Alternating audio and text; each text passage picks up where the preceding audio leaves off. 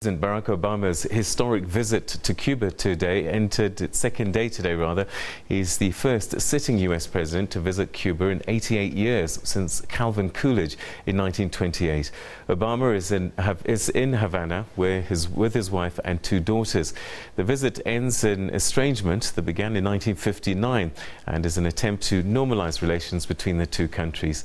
The three-day trip is the culmination of a diplomatic opening announced by President Obama and his Cuban counterpart Raul Castro in December 2014. Today it was down to business, though. The two presidents were due to meet at the capital's Palace of the Revolution. It's only the third formal encounter between Obama and the brother of former leader Fidel Castro, who handed over his presidency in 2008. Obama and Castro will deliver statements to the press after their midday talks. Obama will then attend an entrepreneurship event before heading to a state dinner in the evening with his wife, Michelle. Well, somebody who's there is our correspondent, Steve Mort, who's in the middle of Havana, and we connect to him now for the latest on the Obama visit to Cuba. Steve, thanks for joining us. Historic times, certainly, if we consider just how far this estrangement between the two countries has run. Just recap for us day one, and then we'll start chatting about day two.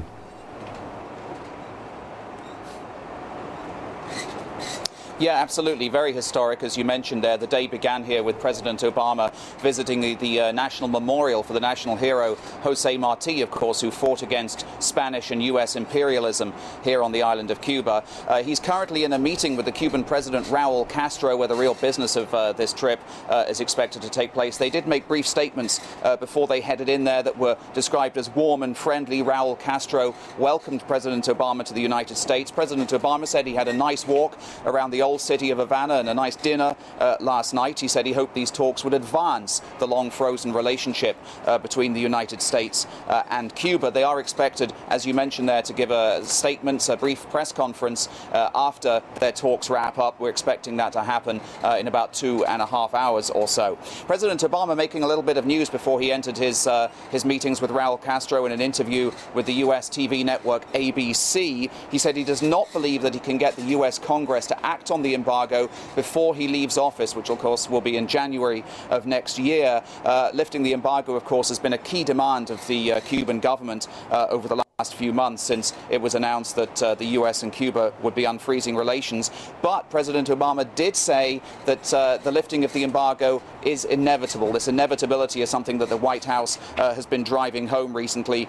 He said that the embargo was the last excuse that the Cubans have for the state of their economy, which of course is in a pretty perilous condition. He did, however, concede that Cuba was a one-party and oppressive state, and that Raul Castro understands that there needs to be change on the island. We believe that there is a difference between Raul Castro, of course, and Fidel Castro. Fidel Castro not meeting with President Obama here. However, we understand that the Venezuelan president, Nicolas Maduro, in fact, did meet with Fidel Castro 2 days ago, 2 days before President Obama came here. So the symbolism there is fairly obvious. But basically, the undertone of this visit, as far as President Obama is concerned, is that it's up to the Cuban people, in essence, to foment change themselves here on the island, rather than the United States intervening. And that's sort of something that the United States has been keen to make clear to the Cubans ahead of this visit, if you like, to sort of add a layer of comfort to Cuba as that sort of relationship continues to grow.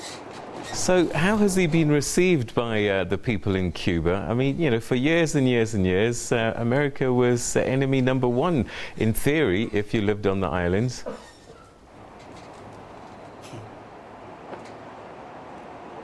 Yeah, that's right. Of course, you mentioned correctly there that the United States has sort of been regarded as the sort of hegemony to the north. But, you know, many Cuban people, in fact, have a very favorable view of the United States. In fact, President Obama's own approval rating stands around 80% here at the moment. And in fact, as you walk around Havana, you see the Stars and Stripes, the American flag, flying right next to the Cuban flag in many parts of the city. Many Cubans, I think, that you run into in the street are very pro-American, I think it's fair to say. They want a tighter relationship. Many, many people here in Havana, in fact, have relatives that live in the United States, whether it's in the New York area, whether it's in Miami, just, 100 so miles away from where we stand right now. So a closer relationship between the United States and Cuba really is in the best interest, as far as many Cubans are concerned, for the island for the economy of this island. And President Obama is traveling here with a large congressional delegation, which includes the Commerce Secretary, and that really does sort of indicate that economics is at the center of this tour,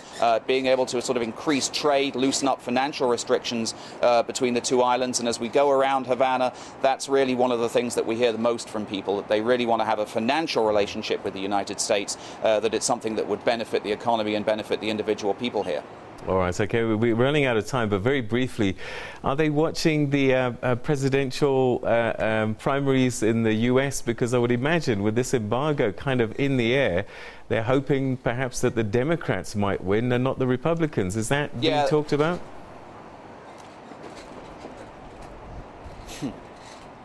Yeah, there is. They are watching it somewhat, and of course it's been made even more interesting for the Cubans by the fact that you've had Marco Rubio until recently in the race, who in fact is a first-generation US-born Cuban-American, and you still have Ted Cruz, whose father was Cuban. Both of them are still, or Ted Cruz is still in the race, I should say, and their rhetoric on Cuba basically stands as sort of alongside the old-school Cuban immigrants to the United States, that they are opposed to an easing of restrictions. Democrats in Congress, however, as you correctly mentioned, are in fact in favor, generally speaking, of lifting the embargo. There are 5 Republican congressmen here on this trip. That's a message that the White House is trying to send to Congress, that, look, hey, we can make this a bipartisan issue. Lifting the embargo is something that we should all get behind. All right, Steve, we're going to leave it there, but there's still one more day for that historic visit of President Obama to Cuba, and we'll keep you right up to date with that. Okay, if you're watching us on SABC,